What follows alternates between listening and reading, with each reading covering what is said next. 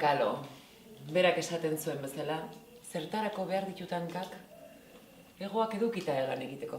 Konturatu zarete museo askotan emakumeak ez garela agertzen? Ez artista moduan, museo moduan bezala bai, baina artista moduan ez. Eurentzako, ni Frida ni Kahlo. Nire kasu konkretuan adibidez, ni artista izanik. Beti saiatzen ez sakontasunera joaten, hau da kosmogenesia eta koloren psikologia.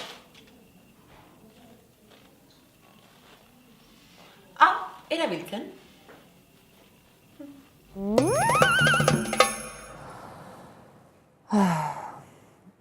Arte egin ahal izateko, ez da beharrezko harroputza izatea. Tira, zuen inguruko elementu artistikoren bat berregiten saiatu zaitezte inguruan dituzuen material birziklatuak erabiliz.